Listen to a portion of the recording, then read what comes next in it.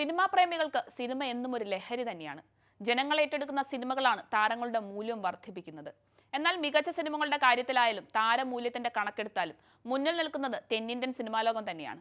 രജനിയുടെ ജയിലറും വിജയുടെ ലിയോയും കമലഹാസന്റെ വിക്രം ഇങ്ങനെ തുടങ്ങുന്നു തെന്നിന്ത്യയുടെ അടുത്ത കാല ഏറ്റവും വലിയ ഹിറ്റുകൾ. എന്നാൽ തെന്നിന്ത്യൻ സിനിമാ ലോകത്തിലെ ഏറ്റവും വലിയ സമ്പന്നൻ ആരാണെന്ന ചോദ്യമാണ് ഇപ്പോൾ ചർച്ചയാകുന്നത്. ഒരു കാലത്ത് ഇന്ത്യൻ സിനിമയെ അടക്കി വാണിരുന്നത് ബോളിവുഡ് സിനിമാ ലോകമായിരുന്നു.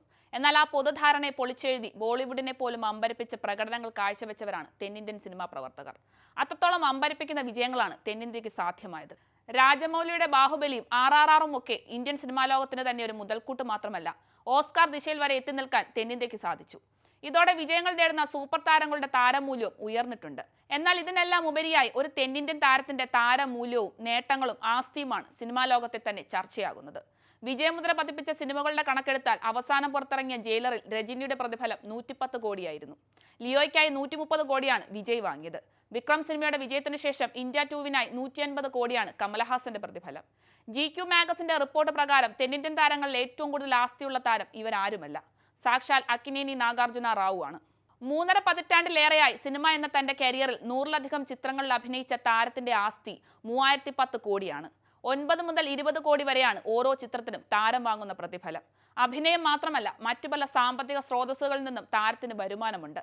അന്നപൂർണ സ്റ്റുഡിയോസിന്റെ ബാനറിൽ ചലച്ചിത്ര നിർമ്മാതാവാണ് നാഗാർജുന. റിയൽ എസ്റ്റേറ്റിൽ നിക്ഷേപമുള്ള നാഗാർജുനയ്ക്ക് ISL കേരള ക്ലബിലും കേരള ബ്ലാസ്റ്റേഴ്സിലും നിക്ഷേപമുണ്ട്. ഇതുകൂടാതെ ഹൈദരാബാദിൽ കൺവെൻഷൻ സെന്ററും നിരവധി ബ്രാൻഡുകളുടെ മുഖവുമാണ് അദ്ദേഹം. ഇത്രയും ആസ്തികൾക്ക് പുറമെ നാഗാർജുനയും കുടുംബവും അത്യാഡംബര ജീവിതമാണ് നയിക്കുന്നതെന്നാണ് റിപ്പോർട്ടുകൾ പറയുന്നത്. സ്വന്തം ഗ്യാരേജിൽ 50-ലധികം ആഡംബര കാറുകളുമുണ്ട്. കണക്കുകൾ അവിടെയും തീരുന്നില്ല.